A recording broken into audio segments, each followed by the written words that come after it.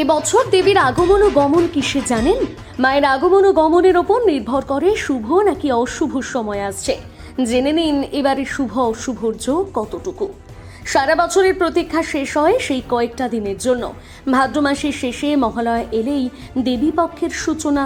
এবছর মহালয়া পড়েছে 21শে সেপ্টেম্বর, আর 29শে সেপ্টেম্বর থেকে শুরু হয়ে 2রা অক্টোবর পর্যন্ত চলবে সেই বহু প্রতীক্ষিত দুর্গাপুজো। প্রতি বছর পুজো আসতে না আসতেই ভক্তদের মনে এক প্রশ্ন জাগে, মা দুর্গা এবারে কোন বাহনে আসছেন আর কোন বাহনে ফিরে যাবেন। অনেকেই মনে করেন আগমন ও গমনের বাহনেই নাকি লুকিয়ে থাকে শুভ বা অশুভের ইঙ্গিত। শাস্ত্র অনুযায়ী এবার দেবীর আগমন গজে, এটি শান্তি এবং সমৃদ্ধির প্রতীক। গজে আগমন হলে বসুন্ধরা শস্য শ্যামলা হয়ে ওঠে, আর এবারের গমন হলো দোলায়, যার ফল নাকি মহামারী বা মরক। কিন্তু এই শুভ অশুভর যোগ কি সত্যি সত্যি হয়? কিভাবে নির্ধারিত হয়? আসলে প্রচলিত ধারণা অনুযায়ী যদি দেবী গজে অর্থাৎ হাতিতে আসেন, তবে পৃথিবী হয়ে ওঠে সুন্দর শস্য শ্যামলা, চারিদিকে শান্তি সমৃদ্ধি। কিন্তু যদি গমন হয় দোলায়, তবে নাকি তার ফল হয় মহামারী বা মরক। এই বিশ্বাস আজও জনমনে গভীরভাবে রয়ে গেছে। কিন্তু এবারে আপনাদের জানাবো এই ধারণা কতটা সত্যি। এই বিষয়ে ইতিহাসবিদ বা পুরাণ বিশেষজ্ঞ নৃসিংহ প্রসাদ ভাদুরীর মত কিন্তু একেবারে আলাদা। তার মতে দেবীর আগমন কিংবা গমন কোনোটাই কখনো অমঙ্গলের হতে পারে না, কারণ মা আসছেন বাপের বাড়ি, কিছুদিন আনন্দে কাটিয়ে আবার ফিরে যাবেন, আর সেই আসা বা যাওয়া কোনোদিনই অশুভের প্রতীক হতে পারে না।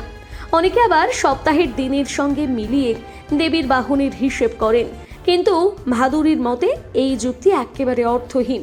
যেমন সোমবারে শিব পুজোর গুরুত্ব আমরা দিই, কিন্তু তার মানে তো এই নয় যে সেটা কোনো অশুভ বা শুভ নির্ধারক।